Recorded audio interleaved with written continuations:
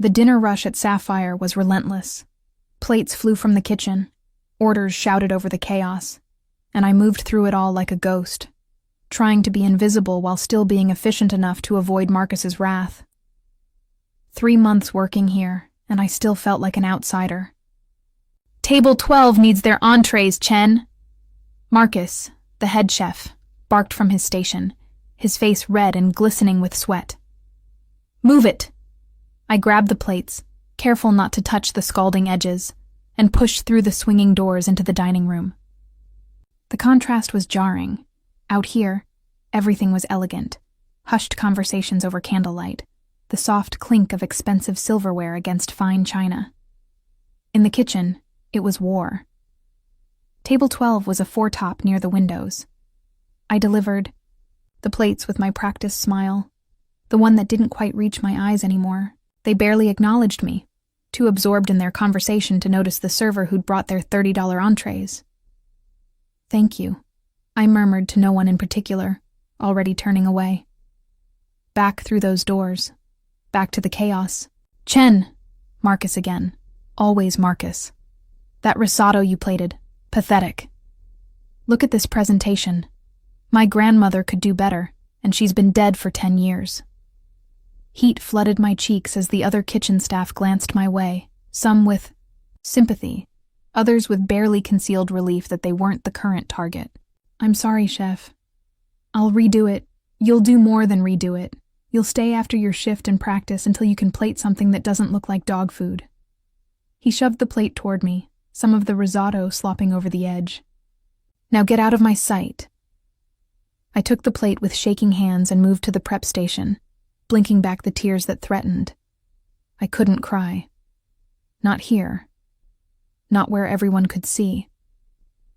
I had 4 more hours left in my shift, and I needed this job too desperately to let Marcus's cruelty break me. My little brother's tuition was due next week. Rent was already late. Mom's medication didn't pay for itself. I couldn't afford to lose this job, even if it meant enduring Marcus's daily abuse. "Don't let him get to you," Sophia whispered as she passed, picking up her own order. "He's been extra terrible all week. His divorce is getting ugly." I nodded, not trusting my voice. I replated the risotto with meticulous care, making sure every element was positioned perfectly. This time, Marcus just grunted and shoved it through the window, which I took as approval.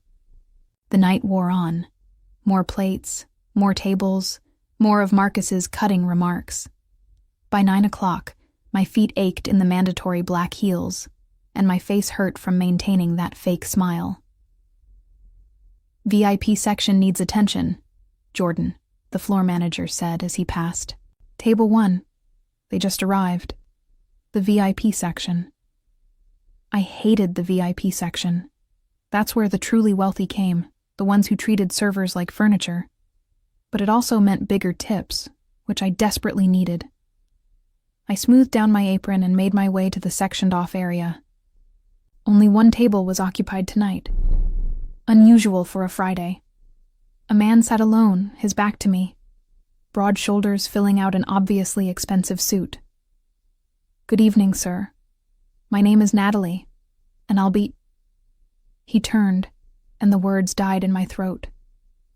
I'd never seen someone so carefully constructed to appear civilized while radiating danger.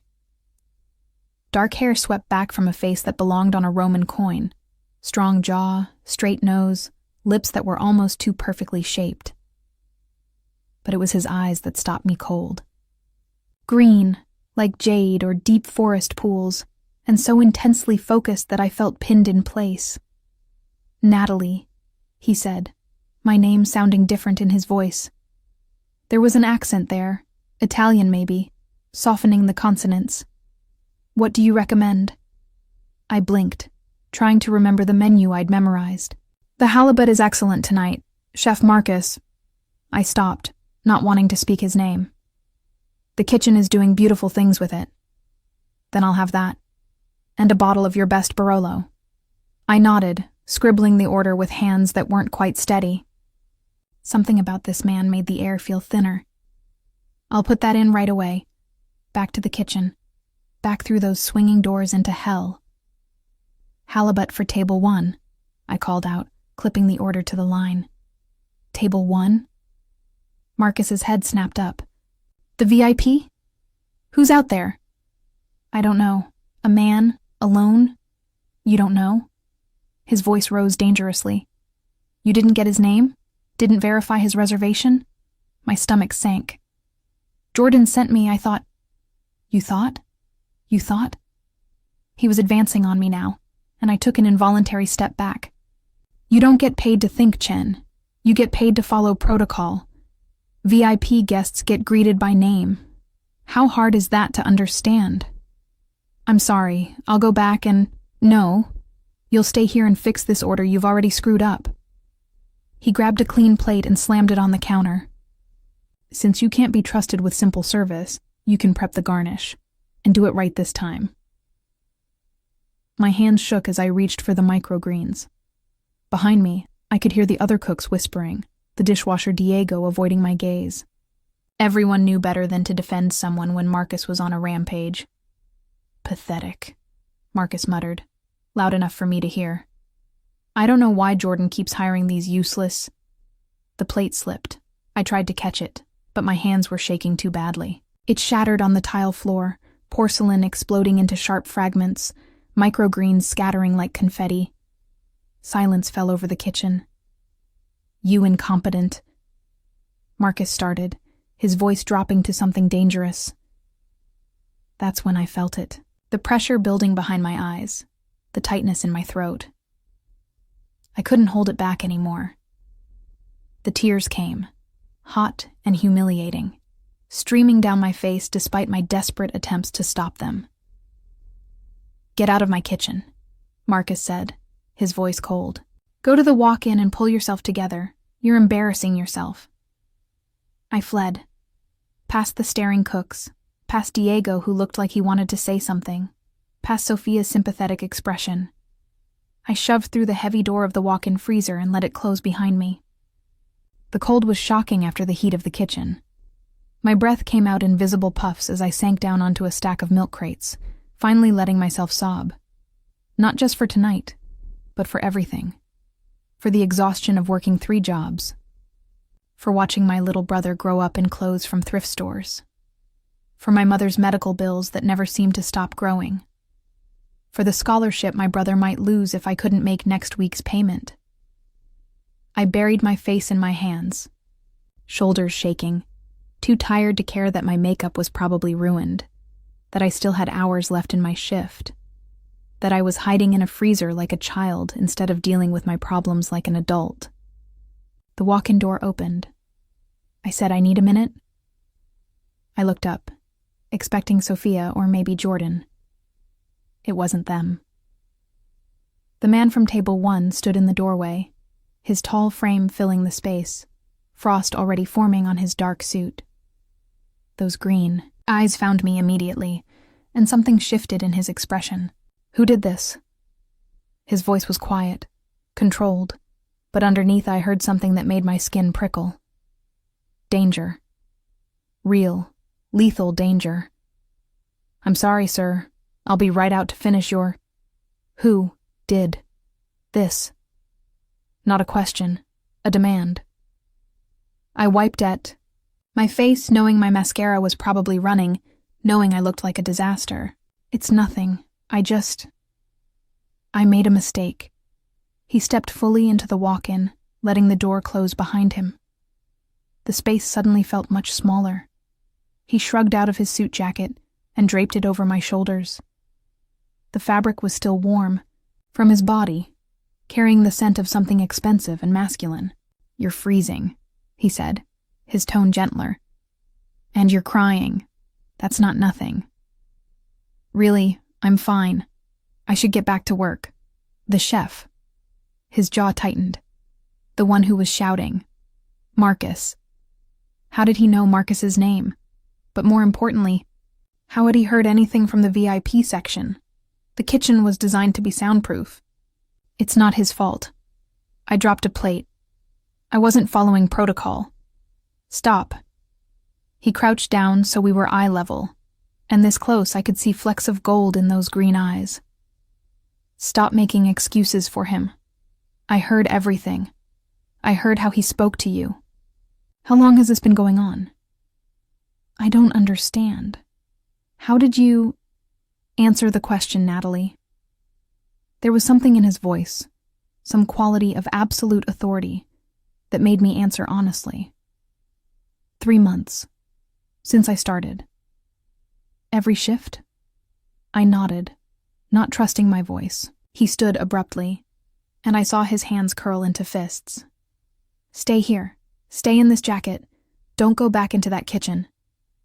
Wait, what are you going to... But he was already gone, the walk-in door swinging shut behind him. I sat there, wrapped in his jacket that smelled like cedar and something darker, my mind racing. Who was he? What was he going to do? I should go after him, should stop him from making a scene that would definitely get me fired. But I didn't move. Something about his presence had been so commanding, so absolutely certain, that I found myself obeying without question. Minutes passed. The cold was seeping in despite the jacket. I was just about to venture out when the walk-in door opened again. This time it was Sophia, her eyes wide. Natalie, you need to come out here. What happened? Just come. I followed her into the kitchen, expecting carnage. Instead, I found an eerie calm. The cooks were working quietly at their stations. Diego was sweeping up broken porcelain, and Marcus was nowhere to be seen. Marcus is having a conversation with Mr. Moretti in Jordan's office, Sophia said, her voice strange, along with Jordan and the owner. Mr. Moretti? I asked, though I already knew. The man from table 1. Dante Moretti, Sophia whispered, pulling me aside. Natalie, do you have any idea who that is? I shook my head. He owns half the city. Restaurants, clubs, real estate, everything. Well, there are rumors about his other business interests. The kind of business that makes people disappear if they cross him. She gripped my arm. What did you say to him? Nothing. He found me in the walk-in and asked who made me cry. That's all? That's all? Sophia looked at me like I'd grown a second head. Natalie, he shut down the entire kitchen, sent all the VIP orders back, demanded to speak to management immediately. He's been in that office for 10 minutes, and I've never seen Jordan look so scared. My blood ran cold. Oh God, I'm getting fired. I'm getting fired because I couldn't keep it together for one shift. I don't think you're the one getting fired, Sophia said quietly. As if summoned by her words, the office door opened. Jordan emerged first, his face pale and drawn. Then the owner, Mr. Chen, no relation, looking like he'd aged 10 years in 10 minutes, and then Marcus, escorted by 2 men in dark suits I hadn't seen before. His face was ashen, his chef's whites looking suddenly shabby and stained. He didn't meet anyone's eyes as he was led through the kitchen toward the back exit. Finally, Dante Moretti appeared in the doorway. His eyes scanned the kitchen until they found me. Natalie, my office, now. The owner has graciously allowed me to use his office for a few minutes. His tone made it clear it hadn't been a request. Please. I walked toward him on numb legs, very aware of every eye in the kitchen following me. He stepped aside to let me enter, then closed the door behind us. The office was small, cramped with filing cabinets and a desk covered in paperwork. But Dante's presence made it feel even smaller. Sit, he said, gesturing to the chair. I sat, still wrapped in his jacket, unable to meet his eyes. Marcus has been terminated. Effective immediately, my head snapped up. What, but nothing. He's gone. He'll never work in this city again, actually. But that's not your concern. He leaned against the desk, arms crossed. Jordan and Mr. Chen have offered you Marcus's position. I blinked. I'm sorry, what? Head chef. With a significant raise, of course. They seem to think you have the skills, and they're eager to make amends for allowing such a hostile work environment. I can't be head chef. I'm a server.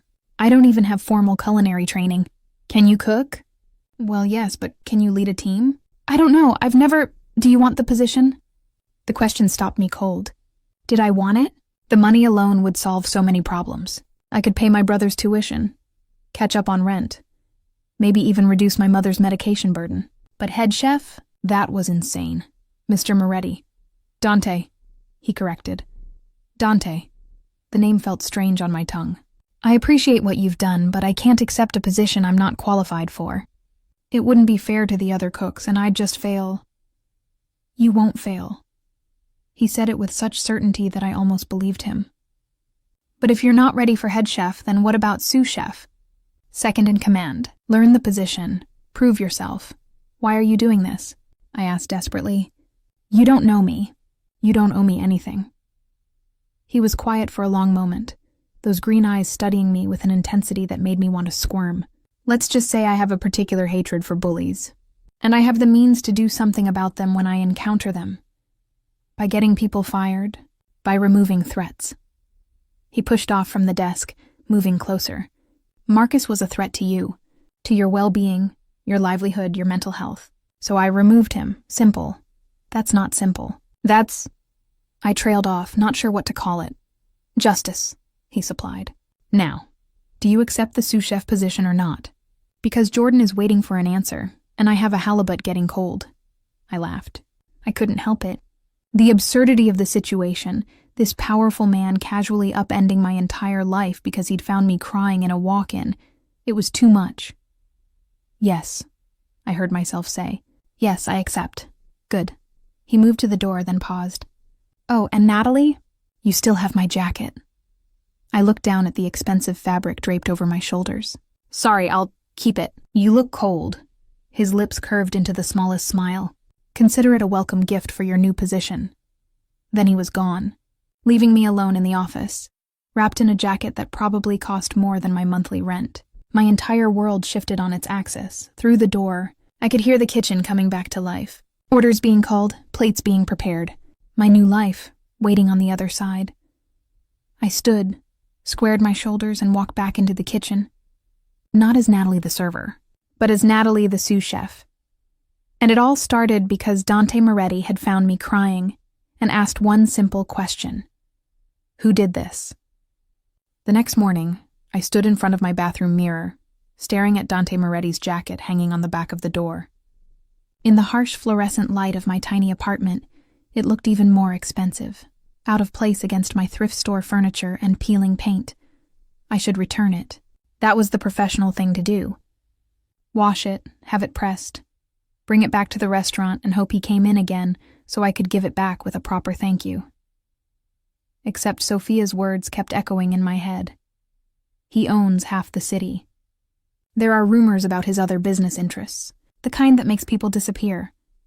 What had I gotten myself into? My phone buzzed. A text from Jordan. Chef meeting at 2 p.m. before dinner service. Don't be late. Chef meeting. I was going to a chef meeting. As sous chef. The reality of it hit me again, making my stomach flip. I'd barely slept, my mind replaying the events of last night on an endless loop. The way Dante had looked at me in the walk-in, the controlled fury in his voice when he'd asked who did this, the ease with which he'd dismantled Marcus's career. And underneath it all, the way my heart had raced when he draped his jacket over my shoulders. When those green eyes had studied my face like he was memorizing every detail. Stop it, I told myself firmly. He helped you because he hates bullies. That's all. Don't read anything else into it. I dressed carefully for my shift, black pants, white chef's coat that Jordan had given me last night, hair pulled back in a tight bun, professional, capable. Not at all like someone who'd been found crying in a freezer less than 12 hours ago. The restaurant looked different in daylight. Less magical, more mundane. I entered through the back and the kitchen staff looked up as I walked in. There she is, called out Pierre, one of the line cooks. Our new boss. I'm not your boss, I said quickly. I'm sous chef. We'll be working together. Still can't believe Marcus is gone, said another cook, Tommy. 15 years he worked here. 15 years of being a tyrant, Pierre countered. Good riddance. All right, I said, uncomfortable with the attention. Let's focus on prep. Dinner service starts in 6 hours. I threw myself into work, finding comfort in the familiar rhythms of the kitchen, checking inventory, prepping vegetables, reviewing tonight's specials. The new head chef wouldn't start until next week, which meant I was effectively running the kitchen. The thought terrified me, but I couldn't let it show. At 2 o'clock, Jordan called me into the office. Mr. Chen was there too, along with 2 people I didn't recognize. "Natalie, thank you for coming," Mr. Chen said. His usual stern expression softened slightly. "I want to apologize for not addressing the situation with Marcus sooner. Several staff members have come forward since last night, sharing their own experiences. We failed you all." "Thank you, sir. This is Sarah from HR." He gestured to a woman in a gray suit. "And this is our attorney, Michael. They have some paperwork for you to sign regarding your new position." The next hour was a blur of contracts and tax forms and direct deposit information. My new salary made my eyes water, nearly triple what I'd been making as a server. It still wasn't enough to solve all my problems, but it was a start. A real start. "One more thing," Mr. Chen said as I was gathering the papers. "Mr. Moretti has reserved table 1 for tonight. He requested specifically that you visit his table when you have a moment." My stomach dropped. "He's coming back? Apparently he enjoyed the halibut so much, he wants to try tonight's special." Mr. Chen's expression was unreadable. "I trust you'll make sure he's well taken care of." "Of course," I managed, though my mouth had gone dry. Dinner service started smoothly. The kitchen had a different energy without Marcus. Still intense, still fast-paced, but lacking the undercurrent of fear. People smiled, made jokes, actually seemed to enjoy what they were doing. At 7:30, Jordan appeared in the kitchen doorway. "He's here." I didn't need to ask who. I wiped my hands on my apron, checked that my coat was clean, and took a deep breath. "Go," Pierre said, grinning. "Don't keep your knight in shining armor waiting. He's not my—" I stopped, realizing arguing would only make it worse. "Just keep an eye on table 8's order. The salmon needs another 3 minutes." I pushed through the doors into the dining room. The evening crowd was building, well-dressed couples and business dinners filling most of the tables. But the VIP section was quiet, just one table occupied. Dante sat in the same seat as last night, but tonight he wasn't alone. 3 men sat with him, all in expensive suits, all radiating the same aura of controlled danger. I approached slowly, suddenly very aware of my chef's coat, the way I probably smelled like garlic and seared fish. "Good evening, gentlemen," I said, proud that my voice came out steady. "Welcome to Sapphire." Dante's eyes found mine immediately, and something shifted in his expression. "Natalie, I see the new position suits you." "Thank you for—" I paused, very aware of the other men watching this exchange with interest. "For your recommendation last night. I hope you're pleased with tonight's menu." "I'm sure I will be." He gestured to his companions. "This is Luca, my head of security. Marco, my business associate. And Adriano, my cousin." I nodded to each of them, noting how Luca's eyes were constantly scanning the room, how Marco had positioned himself to watch both entrances, how Adriano's smile didn't quite reach his eyes. "What can I start you with this evening?" I asked, falling into the familiar rhythm of service. "The wine list," Dante said. "And perhaps your recommendation for tonight's special?" We discussed the menu, his companions occasionally chiming in with questions. Through it all, I felt Dante's eyes on me, assessing, considering. It should have made me uncomfortable. Instead, it made me hyper-aware of every movement, every word. When I returned to the kitchen with their order, Sophia was waiting. "So, what happened?" "Nothing happened. I took their order." "He's here with his inner circle, Nat. That's significant." "It's just dinner," I insisted, though even I didn't believe it.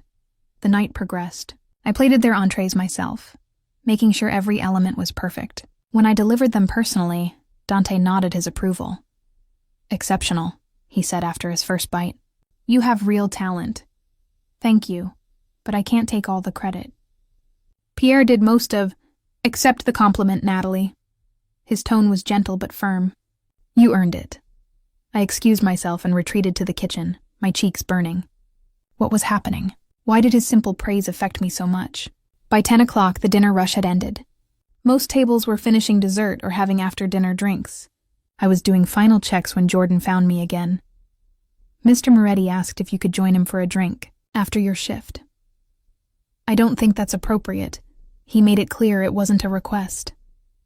Jordan's expression was apologetic. Look, I don't know what your relationship is with him, but he's been very generous to this restaurant. Just hear him out? 20 minutes later, I'd cleaned up my station, changed out of my chef's coat, and was approaching table 1 with my heart in my throat. His companions had left. Only Dante remained, a glass of wine in front of him and another waiting across the table. Sit, he said, and though it was phrased as a command, his tone was gentle. I sat, eyeing the wine warily. Relax, he said, a hint of amusement in his voice. I'm not going to bite. What do you want, Mr. Moretti? Dante, he corrected, and I want to make sure you're adjusting well to your new position. No one is giving you trouble? Everyone's been very professional. Good.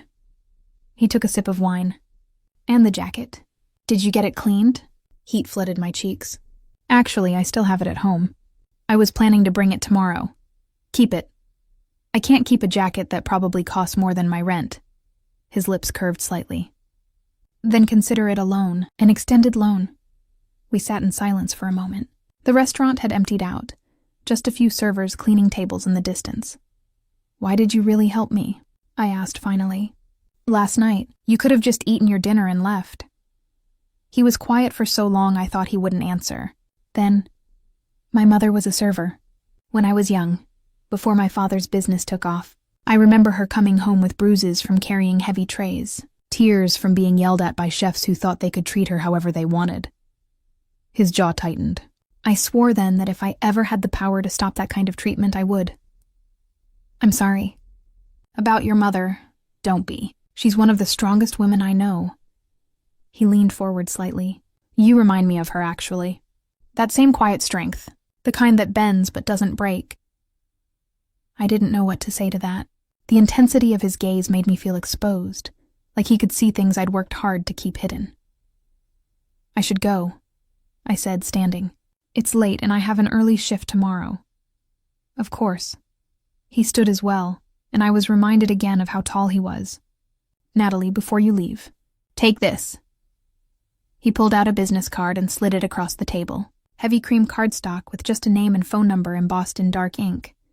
If you ever need anything, and I mean anything, you call that number, day or night. Mr. Moretti, Dante, I can't. You can, and you will. His tone left no room for argument. Consider it insurance. I take care of people who work hard and deserve better than what life has given them. I took the card with trembling fingers. Why are you being so kind to me? He smiled then, a real smile that transformed his face from dangerous to devastating. Maybe I see potential you don't see in yourself yet. He paused.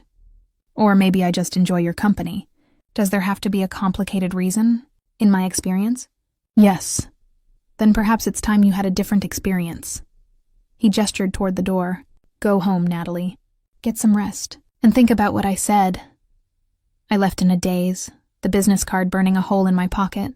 Outside, I found Luca waiting by a black car. Miss Chen, he said with a slight nod. Mr. Moretti asked me to ensure you got home safely. That's not necessary. Nevertheless, he opened the back door. Please. I got in because arguing seemed futile. The drive to my apartment was silent, Luca's eyes constantly checking the mirrors. When we arrived, he insisted on walking me to my door. Thank you, I said awkwardly. Miss Chen. He hesitated, then spoke quietly. Mr. Moretti is a good man, but he lives in a complicated world. If you choose to remain in his orbit, understand that complications come with it. Before I could respond, he was gone, leaving me alone on my doorstep with more questions than answers. Inside, I found Dante's jacket still hanging on my bathroom door. I touched the fabric, remembering the warmth of it around my shoulders, the way he'd looked at me in the walk-in. Who did this? Such simple words, but they'd changed everything. My phone buzzed. An unknown number. Sleep well, Natalie. Tomorrow is a new day. D.I. stared at the message, my heart racing. How did he have my number? When had he gotten it? Another message followed. Jordan gave it to me. I hope you don't mind. If you do, tell me and I'll delete it. I should tell him to delete it. Should establish boundaries before whatever this was went any further. Instead, I typed back, "Good night, Dante, and thank you." For everything. His response was immediate. "You're welcome. The first of many things I hope to do for you." I fell asleep with my phone in my hand, Dante's jacket visible in the darkness, and the feeling that my life had just taken a turn I couldn't predict or control. But for the first time in years, that uncertainty didn't terrify me. It thrilled me. 3 weeks passed in a blur of early mornings and late nights. The new head chef, a soft-spoken woman named Claire, was everything Marcus wasn't: patient, encouraging, willing to teach. Under her guidance, I was learning things I never imagined I could do. And every night, Dante came to the restaurant. Not always to eat. Sometimes he just appeared in the kitchen doorway during prep, watching me work with those intense green eyes. Other times he sat at table 1 for hours, conducting business meetings while occasionally glancing toward the kitchen windows. We texted daily now. Simple things at first. Him asking how my shift went, me thanking him again for his help. But gradually the conversations deepened.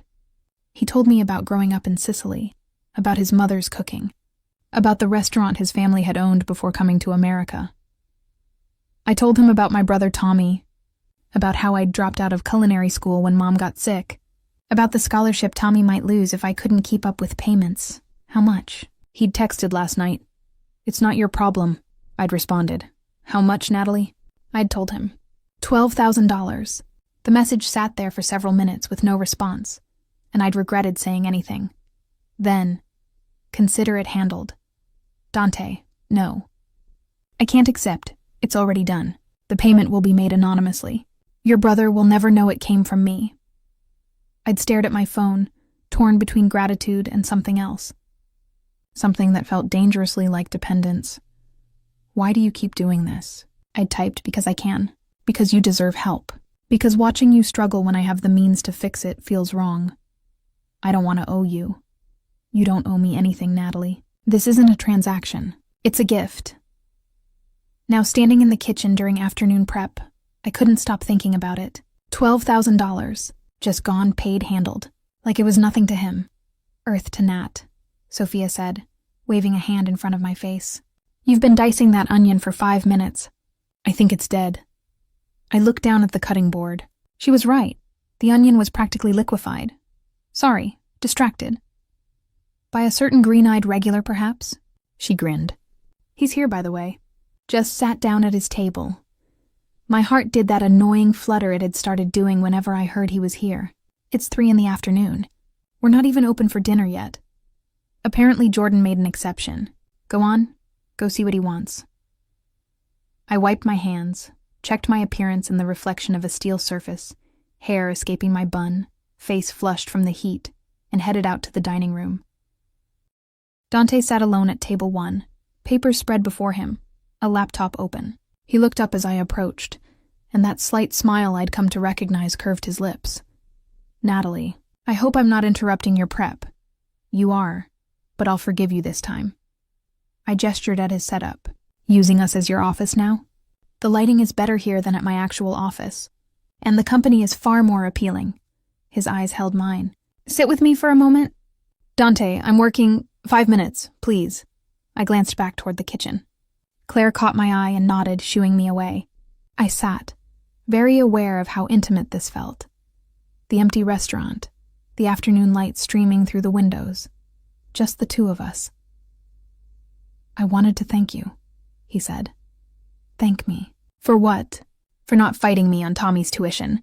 I know you wanted to." "How did you?" "You type very aggressively when you're conflicted. I could practically feel your frustration through the phone." His expression sobered. "I know it's difficult for you to accept help. But Natalie, I have more money than I could spend in 3 lifetimes. Letting it sit in accounts doing nothing when it could change someone's life? That's wasteful. You barely know me. I know enough. I know you work yourself to exhaustion for your family. I know you have talent you've never had the chance to fully develop. I know you cry in walk-in freezers instead of showing weakness in front of people who don't deserve your vulnerability." He leaned forward. "I know that you're remarkable, even if you don't see it yet." Heat flooded my cheeks. You can't just say things like that. Why not? They're true. Because I struggled for words. Because this is starting to feel like something it shouldn't be. And what shouldn't it be? More than you helping someone who needed help. More than friendship. Would it be so terrible if it was more? His voice was quiet, but there was an intensity beneath the words that made my breath catch. You don't understand. I stood abruptly, panic rising in my chest. I should get back to work. Natalie, wait. He stood too, moving around the table. I'm sorry. I pushed too hard. It's not that. It's just...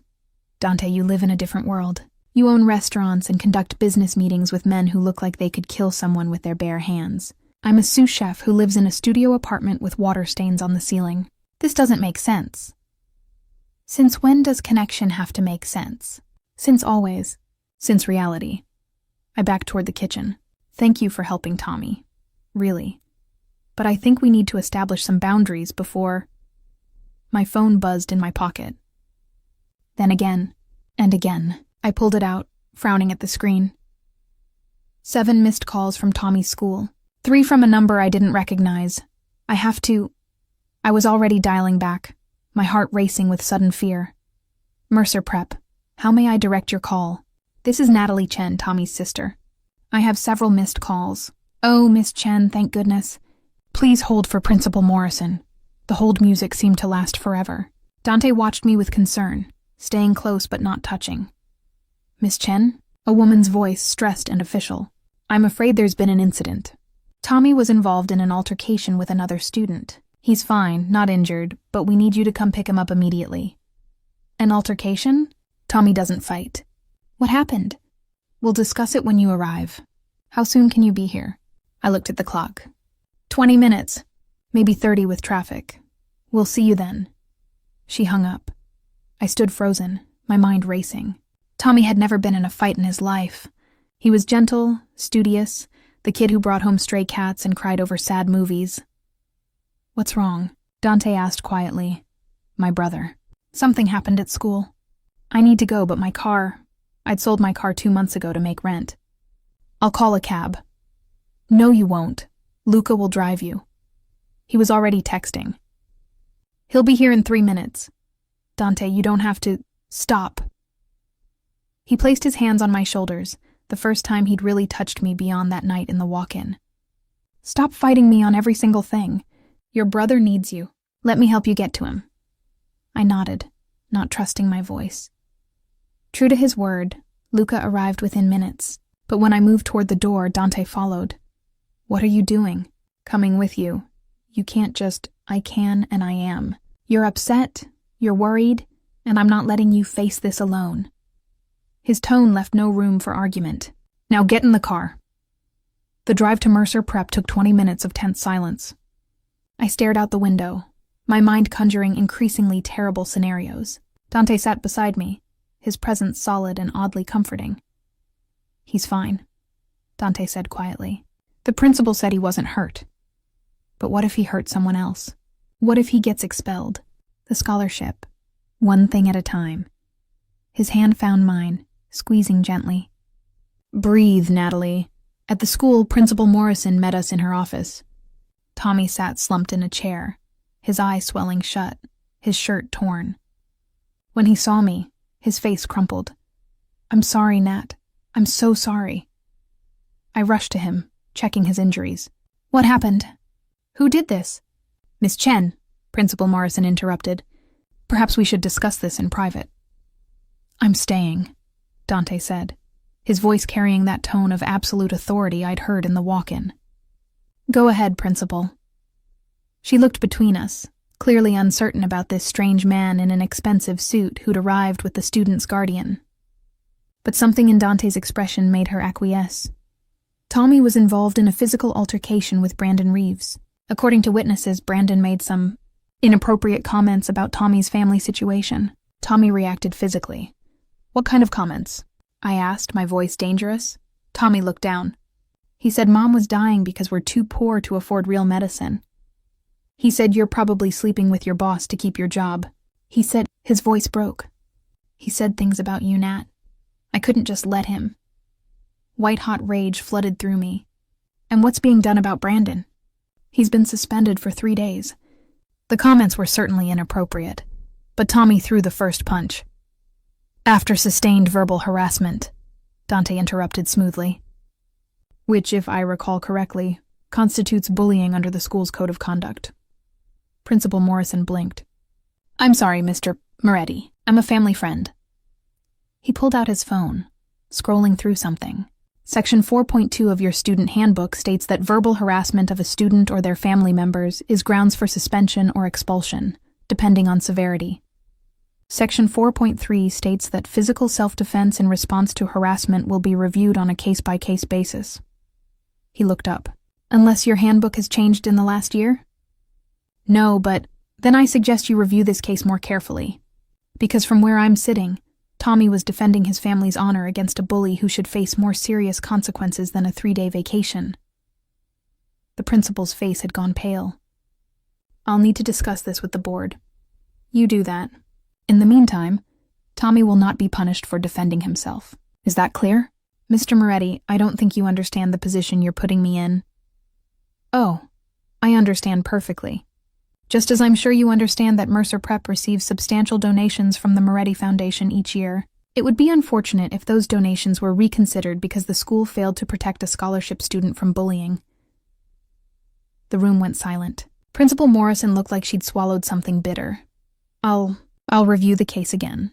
Tommy, you can return to class. We'll be in touch about the final decision. Outside, in the hallway, Tommy looked at Dante with something like awe. That was so cool. Who are you? A friend of your sister's. Dante extended his hand. Dante Moretti. Wait, Moretti? Like the Moretti Foundation that funded the new science lab? The same. Tommy's eyes widened. He looked at me, questions clear on his face. I'd have to answer them later. Come on, I said, putting my arm around him. Let's get some ice on that eye. In the car, Tommy peppered Dante with questions about the foundation, about philanthropy, about a dozen other things I couldn't focus on. I was too busy replaying what had just happened. Dante had threatened to pull funding from a school.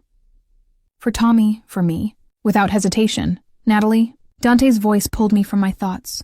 Where should Luca take Tommy? Home? Our apartment is... It's not really set up for guests. I looked at Tommy's swelling eye. We should probably stop at urgent care first. Make sure nothing's broken. Luca, take us to Dr. Rivera, Dante instructed. He's a friend. He'll see Tommy immediately. Dante, we can just go to... Dr. Rivera is the best, and he owes me a favor. He looked at me, his expression gentle. Please, let me do this. I nodded, too exhausted to fight anymore. Dr. Rivera's office was in a building I'd never be able to afford on my own. But true to Dante's word, we were seen immediately. Tommy's eye wasn't broken, just badly bruised. The doctor prescribed ice and rest. By the time we left, it was after 6. I'd missed my entire shift. I need to call Claire, I said, pulling out my phone. Already handled, Dante said. I texted Jordan. He knows it was a family emergency. Of course he did. Of course he'd thought of everything. Take them home, Luca, Dante said when we reached the car. Then to me, unless you'd rather come back to the restaurant, we could get you both some dinner. We should go home, I said quietly. Tommy needs rest. The drive to my apartment complex was silent. When we pulled up, I could see Dante taking in the graffiti-covered walls, the broken security gate, the general air of neglect. His jaw tightened. Thank you, I said, helping Tommy out. For everything today. I don't know what we would have... Natalie. He got out of the car, coming around to stand in front of me. I need to say something, and I need you to really hear me. I nodded, my heart pounding. You're trying to keep me at arm's length because you think we're too different.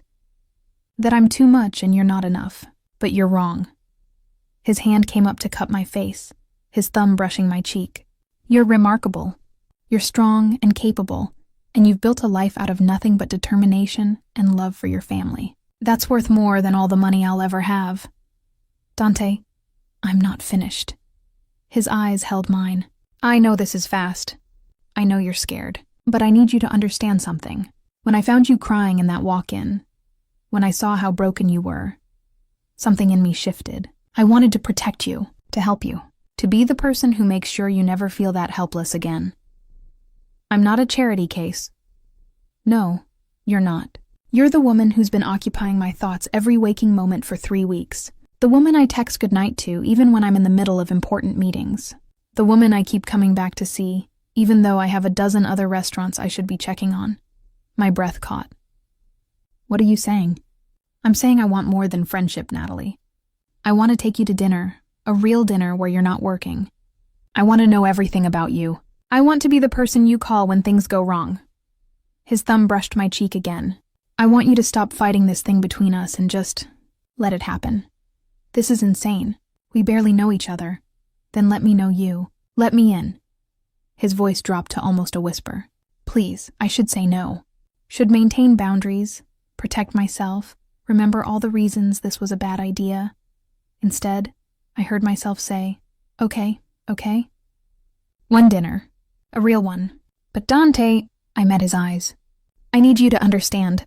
I'm not like the women you probably usually date. I don't have expensive clothes or know how to act in fancy places. And my life is complicated. Tommy, my mom, work. I don't want uncomplicated. I want real. He smiled, that devastating smile that transformed his entire face. And I want you, exactly as you are. This is probably a huge mistake, I whispered. Probably. His forehead touched mine. But something tells me it's going to be worth it. The dress hanging in my closet mocked me. Sapphire blue silk, delivered that morning with a note in Dante's handwriting, for tonight. Though you'd be beautiful in anything, I tried to refuse it, had texted him immediately that I couldn't accept something so expensive. His response had been simple. It's already yours. And before you argue, I had 3 sisters growing up. I know how to pick a dress. Wear it, please. Now 2 hours before our dinner, I stared at it like it might bite me. Just put it on already, Sophia said from my bed, where she'd planted herself an hour ago to help me get ready, which so far had consisted of her eating my snacks and offering unsolicited commentary. What if it doesn't fit? Then Dante Moretti has X-ray vision, because he somehow got your size perfect. She grinned. Which, honestly, kind of hot. Not helpful. I pulled the dress from its hanger. The fabric whispered against my skin. Cool and smooth and clearly expensive. It fit perfectly. Of course it did. Sophia whistled low. Okay, I take back every concern I had. You look like you belong in his world. That's the problem. I don't belong in his world. Maybe not yet. But Nat? She stood, coming to adjust the dress's neckline. The way he looks at you? That man is going to make sure you fit, whether his world is ready or not. My phone buzzed. Luca will pick you up at 7. I wanted to get you myself, but I'm running late with a meeting. Forgive me? Nothing to forgive. See you soon. I hesitated, then added, thank you for the dress. It's beautiful, not as beautiful as the woman wearing it. Heat flooded my cheeks. Sophia, reading over my shoulder, made an exaggerated swooning gesture. Oh my God, he's smooth. How are you not melting? I am melting. That's the problem. At exactly 7, Luca knocked on my door. His expression didn't change when he saw me. But he nodded once, his version of approval, I'd learned. You look very nice. Miss Chen, thank you, Luca, and please, call me Natalie, as you wish. He opened the car door. Mr. Moretti is waiting at the restaurant. Which restaurant? Giordano's, I know what it is. Giordano's was legendary. Michelin-starred, months-long waiting list. The kind of place I'd only dreamed of eating at. Luca, I can't go there. I'm not. Mr. Moretti reserved the entire restaurant. It will be just the 2 of you. My stomach dropped. He what? He wanted privacy, and to make sure you felt comfortable. Luca's expression softened slightly. He's been planning this for days, Miss Natalie. Please don't let nerves ruin it. The drive downtown felt surreal. I kept smoothing down the dress, checking my makeup in my phone camera, trying to calm the butterflies rioting in my stomach. When we pulled up to Giordano's, the restaurant was dark except for candlelight visible through the windows. Luca opened my door, and I saw Dante standing at the entrance. He wore a dark suit, perfectly tailored, his hair swept back. But it was the expression on his face when he saw me that made my breath catch. Wonder and desire and something softer I couldn't name. Natalie. He descended the steps, taking my hand and bringing it to his lips. You're stunning. You reserved the entire restaurant. I wanted you to myself. Is that a crime? His eyes held mine. Besides, I remember you saying you'd be nervous in a fancy place. This way, it's just us. No pressure. Dante, it's too much. It's exactly enough. He offered his arm. Shall we? Inside, a single table was set near the windows overlooking the city. Candles flickered, casting warm light over white linens and crystal glasses. Soft music played from somewhere unseen. This is insane, I whispered as he pulled out my chair. This is dinner. He sat across from me, his expression amused. Try to relax, Natalie. I don't bite. Unless asked nicely. Heat flooded my cheeks. You can't just say things like that. Why not? We're on a date. I'm allowed to flirt. A server appeared, the owner himself, I realized with shock, presenting a wine list. Dante ordered without looking at it, some Italian vintage I'd never heard of. When we were alone again, he leaned forward. Tell me something I don't know about you. You know almost everything. I've been texting you constantly for 3 weeks. I know the facts. I want the details. His eyes held mine. What's your favorite memory? I thought about it. When Tommy was 8, we spent an entire summer day at the beach. Just the 3 of us, me, Tommy, and Mom. She was healthy then. We built sand castles and ate cheap hot dogs and watched the sunset. It was perfect. What made it perfect? We were together. We were happy. Nothing else mattered. I took a sip of wine. What about you? Favorite memory? My mother teaching me to make pasta. I was 6, maybe 7. She let me stand on a stool and help her roll out the dough. She sang old Italian songs and told me stories about her grandmother. I felt, he paused, loved, completely loved. Do you still cook with her? When I can. She runs a small restaurant in Staten Island. Nothing fancy, but the food is incredible. He smiled. I should take you there sometime. She'd love you. The thought of meeting his mother made my stomach flip. That's a big step, is it? Or is it just the natural progression of 2 people who care about each other? Before I could respond, the owner returned with our first course. Handmade ravioli, each one a perfect little pillow, swimming in brown butter sauce. Oh my God, I breathed after the first bite. This is incredible. Chef Antonio is an artist. Dante watched me eat with obvious pleasure. But I think he'd be intimidated by your skills. Claire tells me you've been creating some innovative dishes. Claire talks about me to you? I may have called to check on how you were doing. As an investor in the restaurant, of course. Of course. I shook my head. Do you always micromanage like this? Only when I care about the outcome. The meal continued, course after course of perfection. We talked easily, the conversation flowing between serious topics and moments of laughter. With Dante, I felt seen in a way I never had before. Like every word I said mattered. Like my thoughts and opinions had value. It was intoxicating. And terrifying. You're thinking too much, he said as dessert arrived. I can see it in your face. This feels like a dream. Like I'm going to wake up back in my tiny apartment and realize none of this was real. It's real, Natalie. I'm real. He reached across the table, taking my hand. What I feel for you is real. You barely know me. I know enough. I know you're brave and selfless and stronger than you realize. I know you make me want to be better, to do better. His thumb traced circles on my palm. I know that when I'm not with you, I'm thinking about when I will be again. Dante. My phone rang, shattering the moment. I started to silence it, but saw Tommy's name on the screen.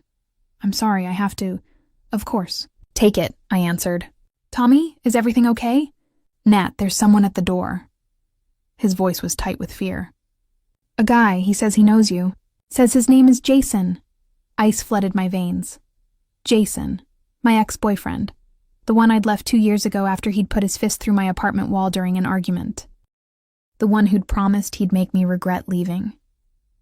Don't open the door, I said, already standing. Do not open that door, Tommy. I'm coming home right now. Natalie, what's wrong? Dante was beside me, his hand on my arm. My ex. He's at my apartment. Tommy's alone. Luca, Dante called, already moving. We need to go. Now. In the car, I tried to stay calm, but my hands shook as I called Tommy back. He's still out there, Tommy said. He keeps knocking, saying he just wants to talk to you. Stay away from the door. We'll be there in 10 minutes. Who is this man? Dante asked, his voice dangerously quiet. Jason. We dated for a year. He got controlling, possessive. When I ended it, he didn't take it well. Did he hurt you? I hesitated. Not physically, but he scared me enough that I moved and changed my number. How did he find you? I don't know. My mind raced.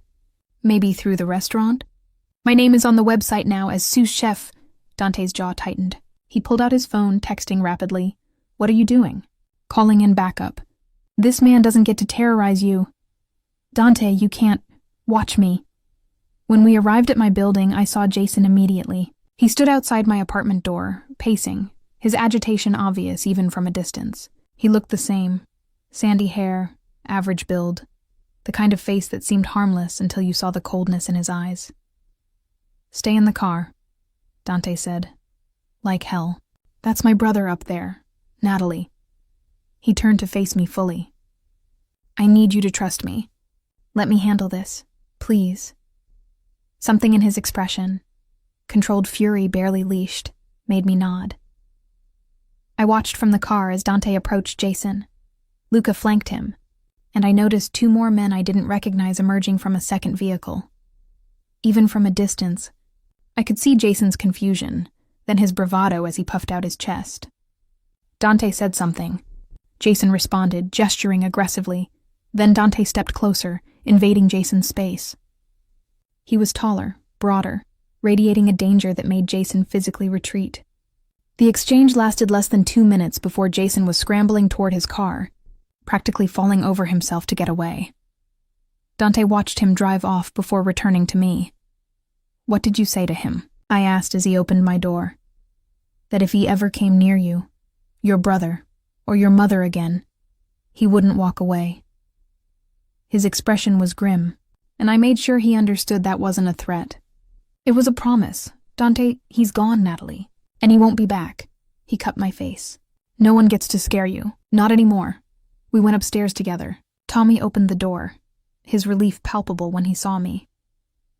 I'm sorry, Nat. I didn't know what to do. You did exactly right. I hugged him tightly.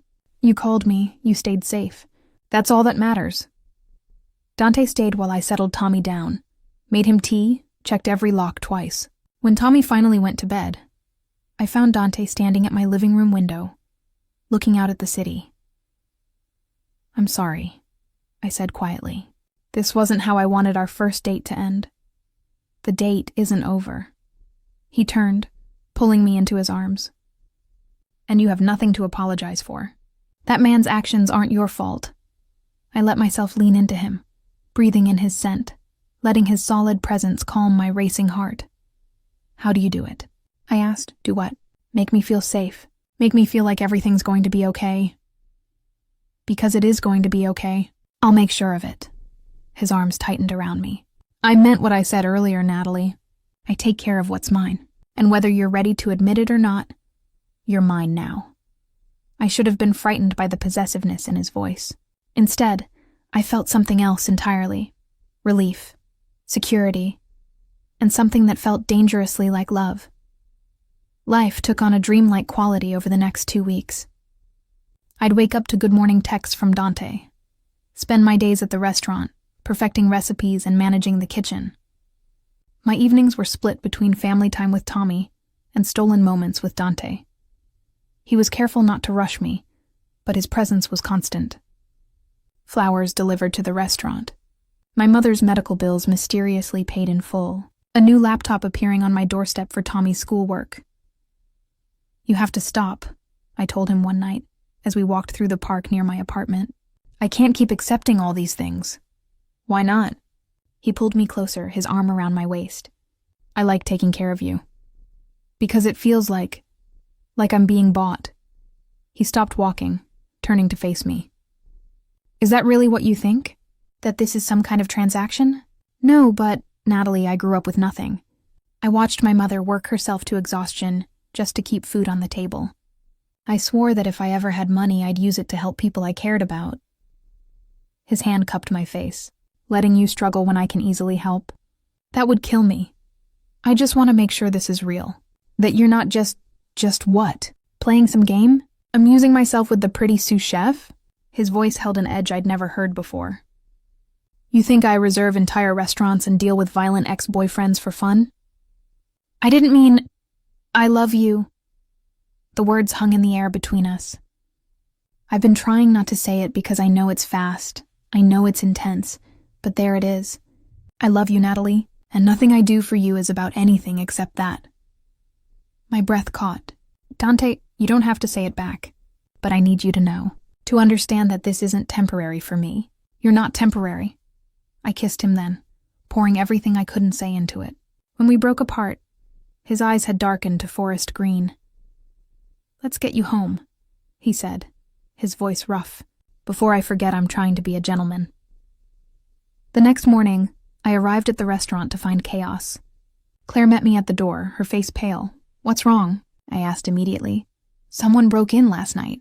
The kitchen is... Natalie, it's bad. I pushed past her into the kitchen and stopped cold. Every surface had been vandalized, expensive equipment smashed, food stores contaminated, and on the wall, spray-painted in red, "Mind your business." Oh my God. My hands shook as I pulled out my phone. Have you called the police? They're on their way. Jordan's in his office with Mr. Chen, trying to figure out what to do. Claire's voice cracked. We're supposed to open for dinner in 8 hours. How are we supposed to... My phone buzzed. A text from an unknown number. Tell your boyfriend to back off. This is just a warning. Ice flooded my veins. I showed Claire the message. Call Dante, she said immediately. Natalie, this is about him. You need to tell him. I dialed with shaking fingers. He answered on the first ring. Good morning, beautiful. Someone trashed the restaurant. And I got a threatening text. I read it to him. Silence. Then, in a voice I'd never heard him use. Don't move. I'm sending Luca and a security team. They'll be there in 5 minutes. Do not leave the building. Do you understand? Dante, what's happening? I'll explain when I get there. Just stay safe, please. He hung up before I could respond. Luca arrived with 4 other men, all radiating the same dangerous competence. He did a sweep of the building while the others stood guard at the exits. The restaurant is secure, Luca reported. But Miss Chen, I need to take you somewhere safe. I'm not leaving. We have dinner service tonight. There will be no dinner service. Dante's voice came from the doorway. He strode in, his expression thunderous, and pulled me into his arms.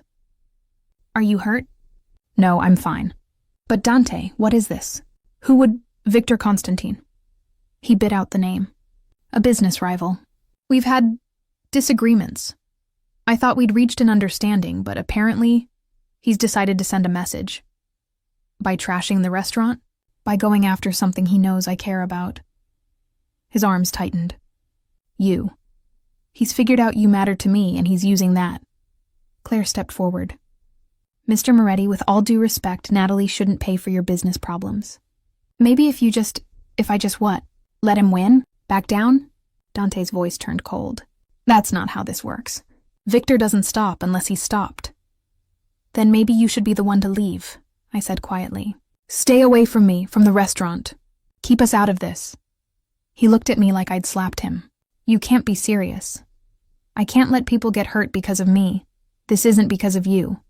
This is because of me. My business, my enemies, my problem to solve. He gripped my shoulders. And the solution isn't walking away from you. It's making sure Victor understands that touching anything of mine comes with consequences. Violence isn't the answer. Sometimes it's the only answer. His expression softened slightly.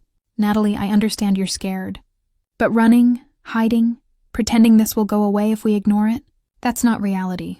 Victor will keep pushing until someone pushes back harder. The police arrived, taking statements and photographs. Jordan was beside himself, calculating the cost of repairs and lost revenue.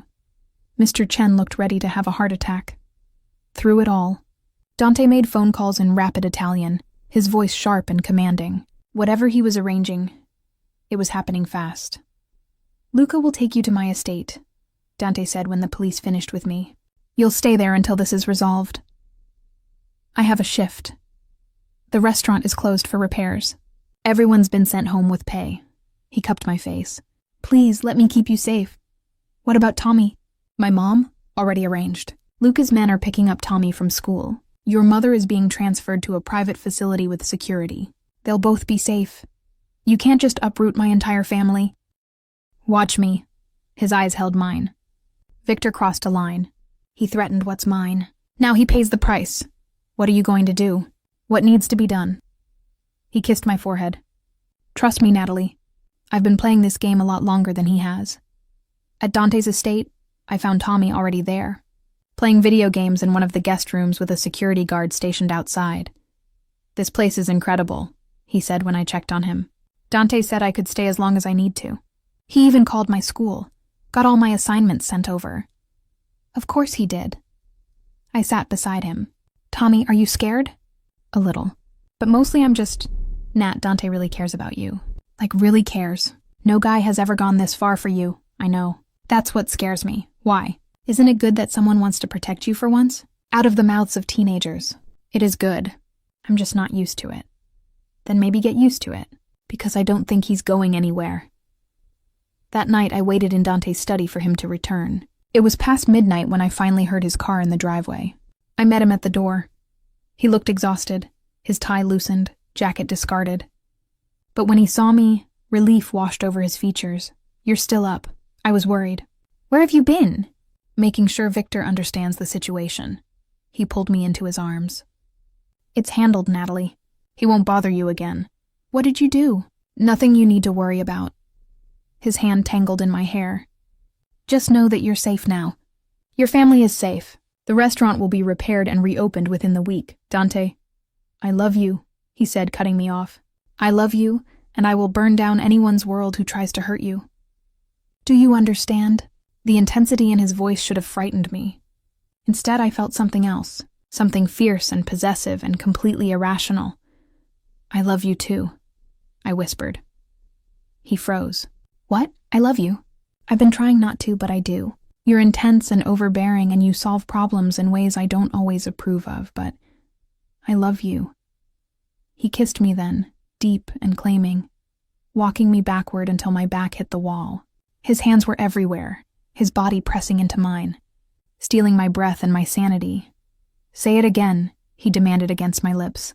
I love you. Again. I love you.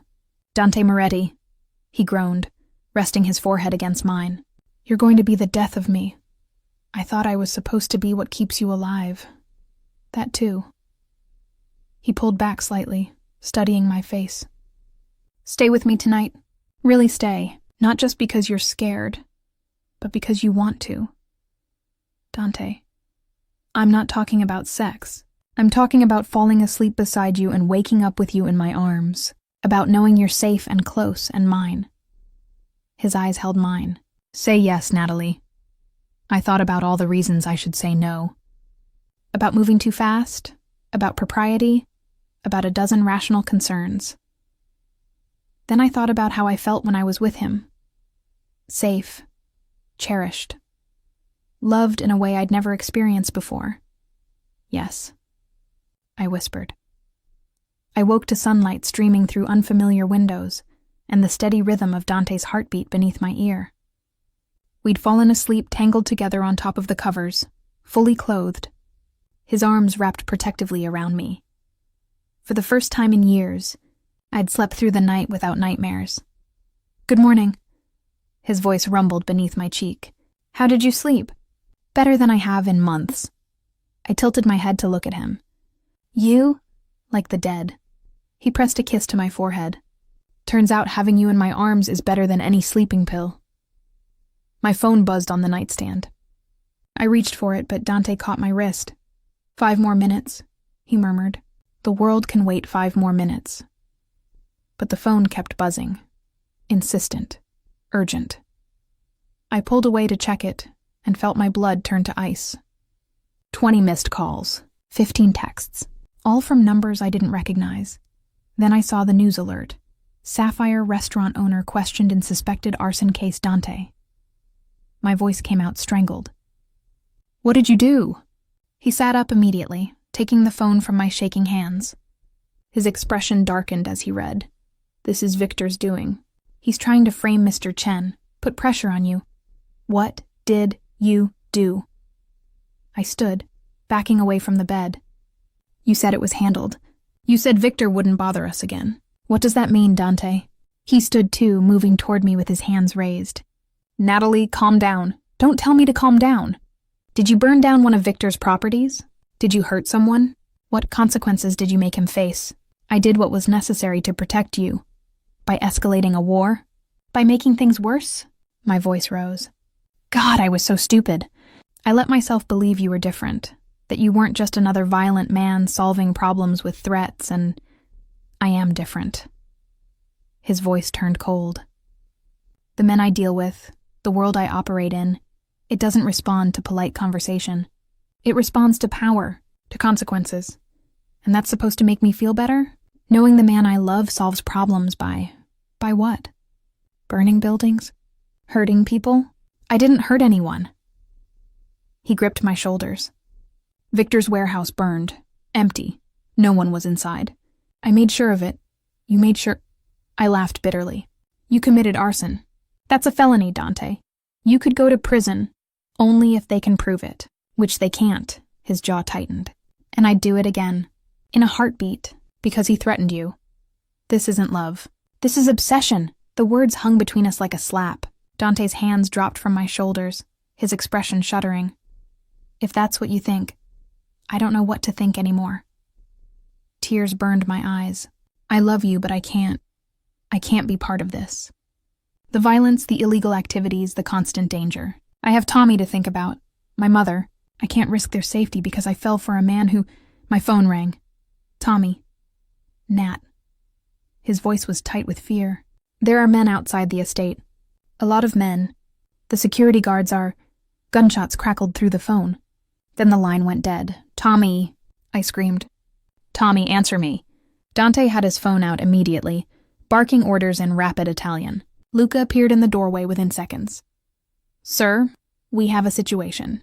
Victor's men breached the perimeter. They're heading for the main house. Another gunshot. This one close enough to hear without the phone. Then another. Get her to the safe room, Dante commanded. Now. No. I grabbed his arm. Tommy is in the guest wing. I'm not hiding while he's... Luca, take her to her brother, then get them both to the safe room. His eyes met mine. I'm ending this. Today. Dante, you can't... I can, and I will. He pulled a gun from somewhere. His desk drawer, I realized with horror, and checked the magazine with practiced efficiency. Victor crossed the line. He brought violence to my home, to you and your family. That's not something I forgive. You're going to get yourself killed. Then at least I'll die keeping you safe. He kissed me hard, fast. Go, now. Luca pulled me from the room. We ran through hallways I barely recognized, the sound of gunfire growing closer. He kicked open the door to the guest wing, and I saw Tommy huddled behind a couch with 2 security guards, their weapons drawn. Nat. Tommy scrambled to his feet. What's happening? We're getting out of here. I grabbed his hand. Come on. Luca led us to a hidden panel in the wall that opened to reveal a staircase. We descended into darkness, Tommy's hand clutching mine, the sound of fighting echoing above us. The safe room was exactly what it sounded like. Steel-reinforced walls, security monitors, enough supplies to last days, but all I could focus on were the screens showing various views of the estate. On one, I saw Dante and his men engaged in a firefight with Victor's forces. He moved with lethal precision, no hesitation, no fear. This wasn't the man who'd held me gently last night. This was the dangerous man everyone had warned me about. Is he going to be okay? Tommy asked quietly. I don't know. My voice broke. I really don't know. Minutes felt like hours. We watched the screens as Dante's security systematically pushed Victor's men back. More of Dante's reinforcements arrived. How many men did he have? Until Victor's forces were clearly outnumbered. Then I saw him. Victor Constantine himself, surrounded by bodyguards, standing in the main courtyard. Dante approached, gun at his side, his body language radiating controlled fury. They spoke. I couldn't hear the words, but I saw Victor gesture aggressively, saw Dante's response. Then Victor pulled his own weapon. "No," I breathed. "No, no, no," Dante was faster. 3 shots in rapid succession. Victor's bodyguards dropped. Victor himself stumbled back, his gun falling from his hand, clutching his shoulder. Dante kicked the weapon away and pressed his gun to Victor's head. For a terrible moment I thought he'd pull the trigger, thought I'd watch the man I loved commit murder. Instead, he spoke. Victor nodded frantically. Then Dante stepped back, and his men moved in to secure Victor and his remaining forces. "It's over," Luca said quietly. Mr. Moretti won. But what had he won? I looked at the screens, at the bodies being carried away, at the blood on the courtyard stones, at Dante standing alone, his gun still in his hand, looking every inch the dangerous man he was. "Stay here," I told Tommy. "Don't come out until Luca says it's safe." "Nat, where are you going?" But I was already moving, climbing the stairs, emerging into chaos. Police sirens wailed in the distance. Someone had called them. Security personnel moved efficiently, cleaning up, removing evidence. This was a well-practiced routine. I found Dante in his study, standing at the window, still holding that gun. His back was to me, his shoulders tense. "You should be in the safe room," he said without turning. "I needed to see you. To make sure you were—" My voice broke. "Dante, you could have died." But I didn't. And neither did you. That's what matters. He set the gun down carefully on his desk. "Victor's being taken to a private hospital. He'll recover from his shoulder wound, and he's agreed to leave the city, leave the country if necessary. He won't bother us again. Because you shot him. Because I showed him what happens when he threatens what's mine." Finally, he turned to face me. "This is who I am, Natalie. This is the world I live in. I tried to keep you separate from it. Tried to shield you, but..." He gestured at the window, at the evidence of violence outside. "This is reality. My reality, I know." I moved closer. "I saw everything on the monitors. Saw you fight. Saw you..." I swallowed hard. "You're a dangerous man, Dante Moretti." "I am. I've always been honest about that. And you'd do it again. All of it. The violence, the threats, the everything. Without hesitation. If it kept you safe." His eyes held mine. "So if you've come here to tell me you're leaving, that you can't handle this life, then..." His voice roughened. "Then do it quickly. Because watching you walk away is going to destroy me, and I'd rather get it over with." I studied him. This man who'd found me crying in a walk-in freezer and asked one simple question that had changed everything. Who'd protected my family, encouraged my dreams, loved me with an intensity that both thrilled and terrified me. He was dangerous. He was violent. He operated in a world of shadows and power plays. He was also the man who'd held me while I slept, who texted me good morning every day, who played piano when he thought no one was listening, who looked at me like I was the only thing in the world that mattered. "I'm not leaving," I said quietly. His expression didn't change. "Natalie, I'm not leaving," I repeated, moving closer. "But we need to establish some rules. Some boundaries." "What kind of boundaries?" "You don't keep me in the dark. No more it's handled without explaining what that means. No more making decisions about my family without consulting me first." I reached up to cup his face. "And you don't get to sacrifice yourself. You don't get to die being a hero. Because if you die, you leave me alone in a world that suddenly doesn't make sense anymore. And that's not acceptable.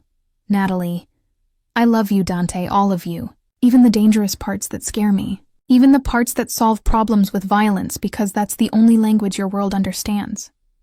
My thumb brushed his cheek. "But I need you to love me enough to stay alive. To be smart about the risks you take. Can you do that?" He pulled me into his arms so tightly I could barely breathe. "I can try. I'll try every day for the rest of my life. That's all I ask." We stood like that for a long moment, his heart beating against mine, the sound of sirens growing closer. "The police will want statements," he said finally. "Victor's men attacked my home. Self-defense. It's all clean. How many times have you done this?" "More than you want to know." He pulled back to look at me. "But this is the last time, Natalie. I swear it. No more wars. No more rivals. I'm getting out of the parts of my business that attract this kind of violence." "You mean that?" "I've been planning it for months. Since the night I found you crying." his hand tangled in my hair. You made me want a different life. A better one. One where I don't have to worry about someone threatening the woman I love. That's going to take time. Careful planning. I have time. And I have you to help me plan it. He smiled slightly. Unless you have objections to getting more involved in my business operations? Legitimate business operations? Completely legitimate. Restaurants, real estate, maybe some venture capital investments. Nothing that requires firearms. I pretended to consider it. I suppose I could be persuaded. For the right offer. What kind of offer? His eyes darkened with intent. Marry me. The words were out before I could stop them. Dante froze, his expression shocked. What did you just say? I said marry me. I was trembling, but I kept going. Not now. Not tomorrow. But someday. When this is all sorted out. When we've built something real and stable and legal. Marry me, Dante Moretti. Natalie, you can't. Women don't. He stopped, laughed, and the sound was filled with wonder. Did you just propose to me? Yes. Is that a problem? It's perfect. You're perfect. He kissed me deeply, thoroughly. Yes. Whenever you're ready, however you want it, the answer is yes. The police arrived. We spent hours giving statements, answering questions. The story was simple. Victor Constantine, a known criminal, had attacked Dante's estate. Security had defended the property. Everything was legal, justified, clean. By evening, it was over. Victor was on a plane out of the country, his remaining operations seized by authorities. The estate was being cleaned and repaired, and I stood in Dante's study with Tommy, watching the sunset paint the sky in shades of gold and red. So you're really staying? Tommy asked. With him? After everything? I'm really staying. And he's really going legitimate? He's really trying. I put my arm around my brother. Is that okay with you? Nat, the guy literally went to war for you. I think he's earned some points. Tommy grinned. Plus, this place has an amazing gaming setup. I could get used to visiting. 3 months later, I stood in the restored kitchen of Sapphire, now under new ownership, mine and Dante's joint venture. Claire had agreed to stay on as head chef, with me taking on a new role as culinary director. We were expanding, opening 2 more locations. All of it legitimate and legal and everything I'd dreamed of. Dante appeared in the kitchen doorway, watching me work with that expression I'd come to know so well.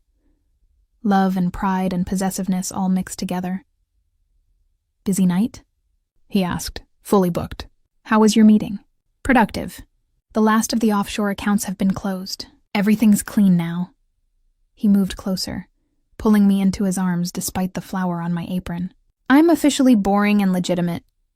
You could never be boring. I kissed him.